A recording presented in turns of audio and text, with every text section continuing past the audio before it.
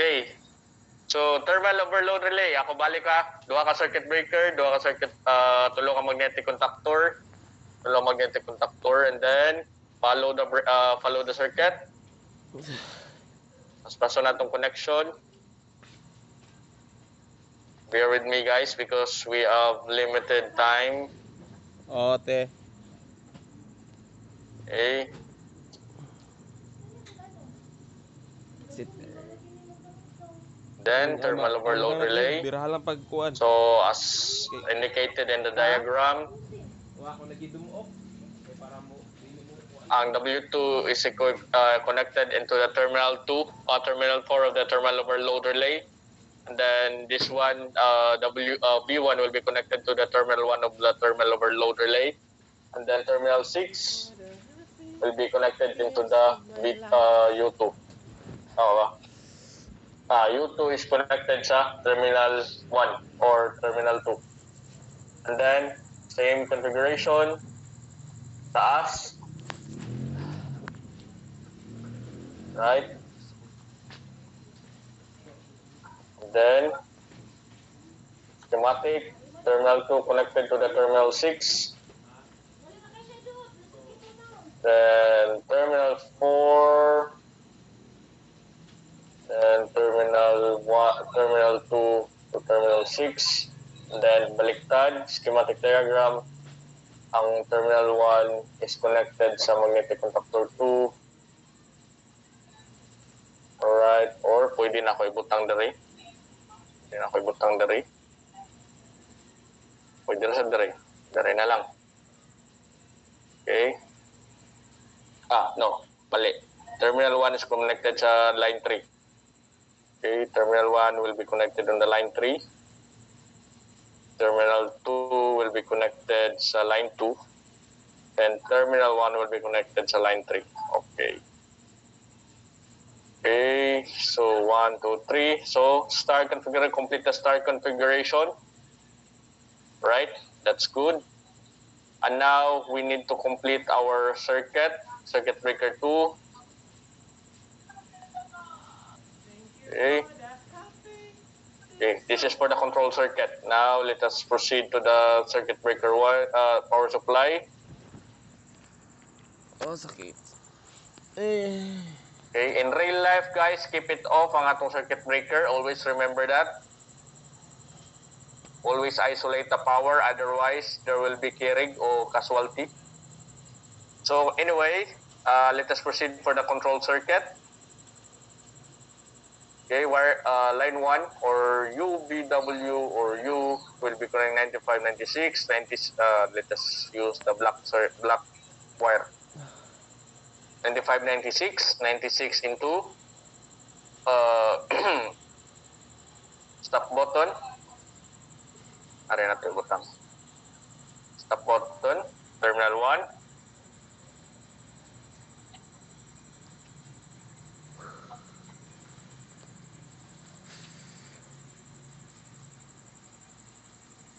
And then, terminal 1 connected sa start push button. Okay.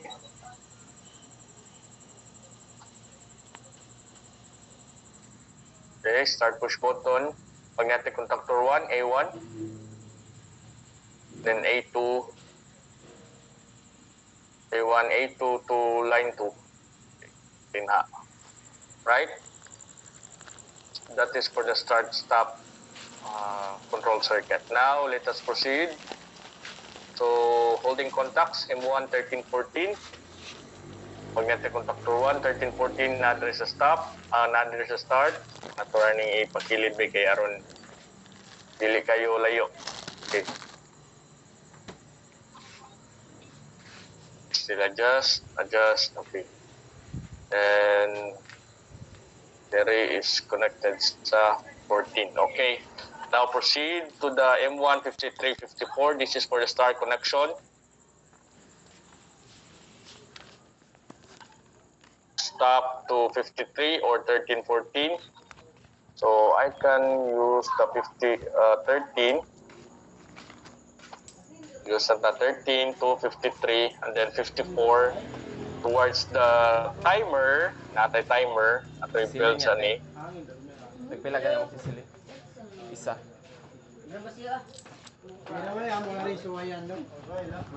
Then 8 and 6, tama?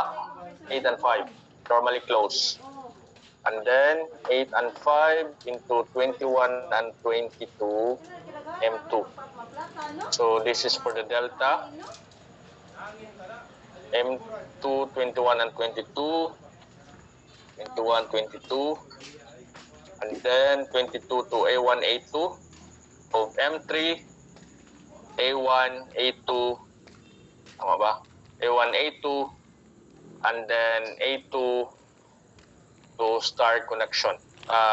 A2, which is to line 2 circuit breaker. Okay, line 2 here. And then, awa. Okay, line 2, A2 to line 2, alright. So, i-bring na to na dire, kamay, para dili kayo ta maglisod. And then, timer coil from 54 to 2 and 7. 2 and 7, this is a 2 and 7. And then, balik dito sa terminal 4 sa magnetic circuit breaker. So, our previous configuration, we have completed. This is for the star alone, star connection alone. So, okay, i-test na nato. Kinaut na tatong time. So, always test. Terminal 2, terminal 4. Next, continuity test muna. Okay. And then, terminal 2 and terminal 4, 2.8. That means good. Then, depress the magnetic contactors. Kung na-by changes sa resistance, kung low resistance o high resistance, wala. Wala. So, open this one. Except sa circuit breaker 1 because this is connected to the power supply. So, test again. Wala. Wala. Wala. Alright. So, wala changes. So, we have good resistance. So, terminal 2 and terminal 4. So, balik, replace, change. Terminal 4 and terminal 6. Magnetic contactor 1. Contactor 2. That's good. Contactor 3. That's good. That's good. No short circuit. Okay? So, we could try now starting our star connection. So, okay, we set the timer to 10. Just 10. 10 seconds lang. So, kinahanglan, so as I have said, based on the schematic, ang laro sa current, the flow of current will be here from the power supply towards the M3. This is a star. So, that will be our starting configuration. Okay? The Y configuration or the star. So, arnhi ang laro sa current. And then, through the timer, it will shift into delta. So dapat, since wala pa man ta na ka-complete sa delta nga connection, dapat within 10 seconds, start within 10 seconds, mag-run atong motor, and then stop siya within 10 seconds. Okay? So that is the whole purpose of the star connection. Okay? So in order for us to test, switch on the circuit breaker, number 1, and then let us see if must run ba atong motor.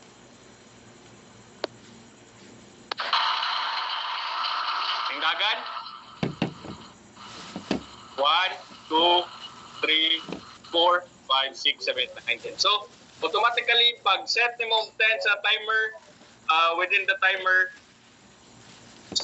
ning-shift siya in first 10 seconds na siya sa 8 and 5 or 1 and 4. That means na ang kuryente dire. By the 10 seconds na diminish ng time, it changes its path into 8 and 6 and 1 and 3. So that's why na-cut off ang connection. Because tanawan ninyo, the magnetic contactor 3 the flow of current is from the 8.5. So naa pa within 10 seconds. But pag abot sa 10 seconds, that diminish the time, it changed into 8.6. So na-cut off ang flow of current there sa A1 ug A2 nato sa magnetic contactor 3. Okay? So that's how to test. That's how we're going to test our star connection kung okay ba or dili. So try again kung okay ba.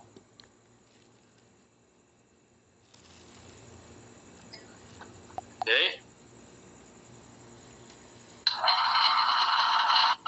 Tingdagan wala. Ihapog 10 seconds.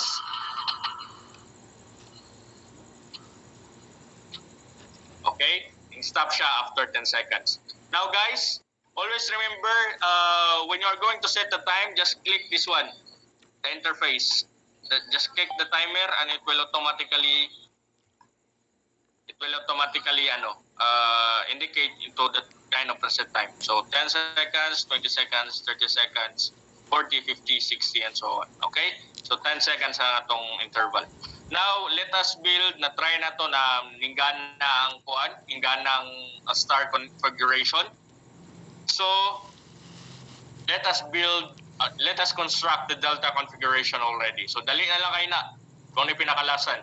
So, always remember when you're going to construct a circuit, always remember turn off the circuit breaker. This will be a deduction for you guys if you don't turn off. Okay? Then turn off this one in case na naikuan. So let us continue for the delta. 53 into the timer 1, 3. Okay? 53 instead ng 54. 53. So I'm going to use the brown wire karon. Okay? 53 asa nga kuan. Magnetic contactor 1 na 53. Okay? Magnetic contactor 1 nga 53. And then as I connect delta na ta, delta line. As I connect 53 into timer 1. terminal 1. So okay, terminal 3. Why terminal 3? So as I have said, once the current passes within the set time, it will automatically change the connection. Okay? So from normally ang 8 ug 5 ganiha is normally open, normally closed. So 8 and 6 is normally open. So automatically once the set time reach its preset time, it will shift into 8 and 6. It will from 8 and 5 it will shift into 8 and 6. Same goes to the 1 and 4. It 10 seconds it will shift the current to 1 and 3. Okay? Within 10 seconds. So let us see, let us continue constructing. So terminal 3 ng timer and 21, 22 ng magnetic contactor 3. 21, 22. Then 22 into A1, A2 na magnetic contactor 2. Okay, A1, A2. So remember, this is normally open. A1, A2. And then go back to the line 2 or circuit breaker 2 or pwede dara sa thermocol nga 2 and 7 or are sa A2 sa magnetic contactor 3. This is A2 and then or A2 sa magnetic contactor 1 or dito sa circuit breaker 2. Okay? Line 2. So let us see. First pala, after we construct the delta, let us test again the resistance. Okay? Turn on the circuit breaker to open the line from here towards the control circuit. Turn on the circuit breaker para open ang line. So apil na ma-test na to ang atong start stop kung nabay mga short or sayop mata diri nga dapita sa atong control circuit o connection at taptapan nato ning kuan. So we need to test, okay? And then same procedure 2 and 4.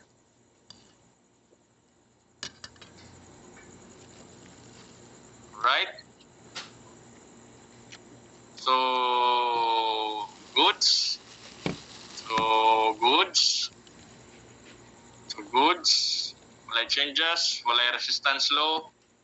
Walay resistance low. That means good. And then shift to 4 and 6. 4 and 6. And then start. Wala. Wala. Wala. Then wala. Okay, now it's good. We have a good circuit. Now, let's try to turn on. Let us now, based on our objectives, nahimo na nato ning motor power circuit, nahuman na nato ning star control circuit, ang delta control circuit, nahimo na sad. Now, we need to run steadily in star delta. So, dapat, from the start, dapat inig-una na to, dapat star, and then within 10 seconds, mahimo og delta connection. So, ang flow of current will be here. Within the 10 seconds of running time, will be here on the magnetic contactor 3. The M2 will be isolated. So, okay, the M2 will be isolated. So once the set time will be diminished or mahuman na or maabot na, maset na, ma-reach na, it will shift to the delta connection. So ang ato ang connection diri is from star, which is the Y, and then it will shift after 10 seconds. It will shift to delta connection. So okay, let us see the operation. Let us observe the operation kung okay ba tanan natong connection. So switch on, circuit breaker, and then press start. So start connection. Forward. 10 seconds. So it shifted into the delta connection. You see the symbol? It shifted from star into delta. And there is a certain change of current. Okay? So that's all, folks.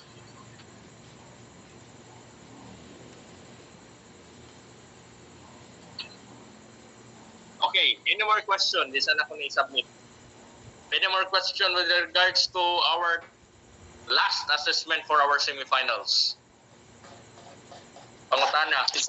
I-submit ko no, sir. 100 na, sir. Ha? Oh, 40 nga naman. Construct the Y. Mahal naman ni siya. Random motor stability nga nung wala man. Kita sa iyo pa to, guys.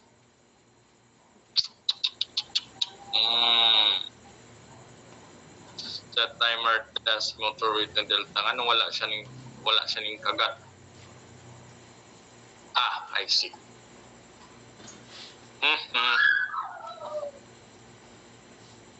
Close.